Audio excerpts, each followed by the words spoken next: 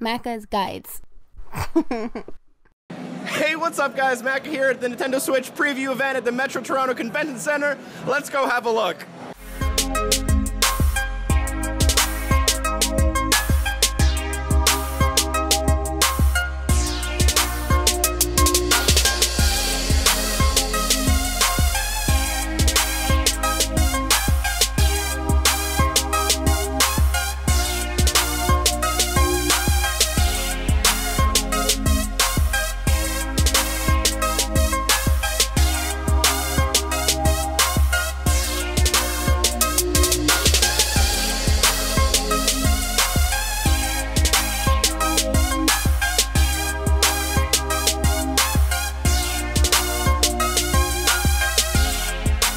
Hey guys, Mac here. So if you follow me on Twitter or Instagram, you know that I got the chance to play with the Nintendo Switch for about 3 hours, and that's what this video is about. I want to tell you guys about the console, the games, and my impressions of both, so here are my thoughts. So if you watched the Nintendo Switch presentation, you'd know that Nintendo is putting a big emphasis on the 3 different modes that you can play the Nintendo Switch in. Obviously, there's TV mode, which is going to be the most familiar to most console players. There's tabletop mode, where you can set up the screen on a nearby table and then use the Joy-Con controllers as normal. And there's tablet mode, which is going to be mobile gaming mode for a lot of people. I also got a chance to try the new Joy-Con controllers. I tried them with and without the straps. I got to try them in the Joy grip setup, and I even got to try a Pro controller. Now you can kind of imagine all the different possibilities when you combine the 3 different modes with the multiple setups for different controllers, and each of those experiences feels a little different. There's a different feeling to playing TV mode with a Pro controller and playing tabletop mode with the Joy-Cons, and it's interesting to get all those different feelings out of one console. As for the quality of the console, I was pretty impressed. It felt like it was made from high quality materials and generated a good experience. However, they seem to have forgotten a little bit about ergonomics, and I would have liked them to be more comfortable, especially without the straps or when in tablet mode. My hands were just simply too big, and I couldn't find a comfortable position for long extended use. I will say, however, when the Joy-Con controllers are paired with the Joy grip, that was a good experience and it felt as natural as any other controller.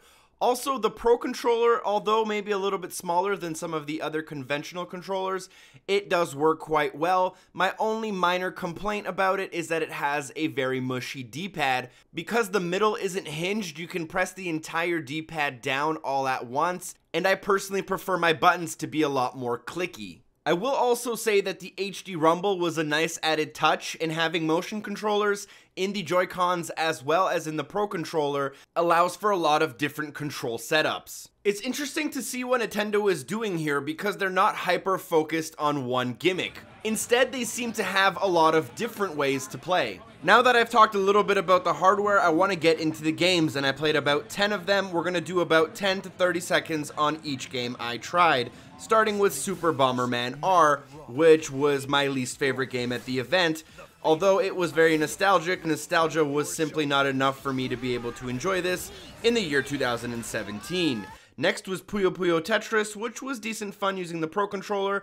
I also got a chance to try Fast Remix, which was a really good racer. I played Just Dance 2017, which was a ton of fun, although not very different from any other version of the game I've played. I also played Mario Kart 8 Deluxe, which is the Switch version of Mario Kart 8, with some minor tweaks that did add to the gameplay and made it quite fun.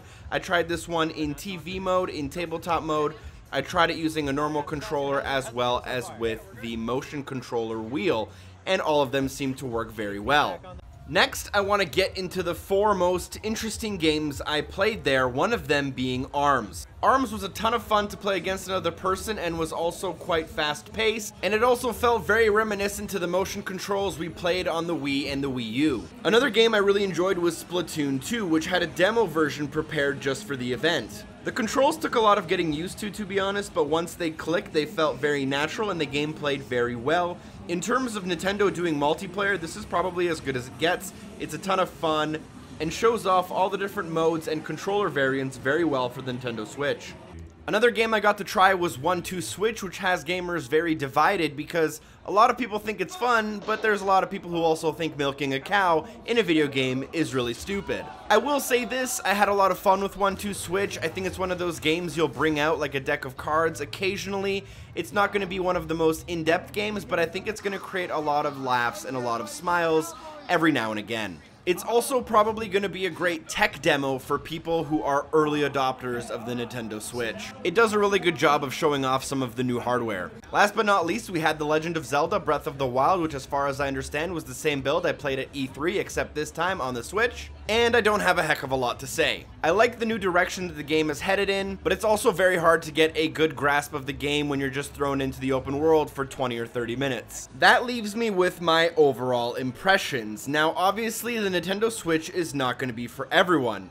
A lot of hardcore gamers might not see the fun in milking a cow or pretend fighting against your friend in a game like ARMS. However, what I will say is that every major game here that I played was a ton of fun, and if fun is something you're looking for, the Nintendo Switch actually delivers. I did have a couple of doubts about the Nintendo Switch before going into the event, but more or less every major doubt I had was addressed, and I was pleasantly surprised. I left realizing that every single game I played was unique and different, meaning there was a lot of variety, and I also remembered that the console's in at $300, which is super reasonable and includes a pretty decent screen, so there's really a lot of things going for the Nintendo Switch. Whether or not it will be a success is soon to be seen, and honestly I'm still a little bit on the fence about whether it will reach Nintendo Wii numbers.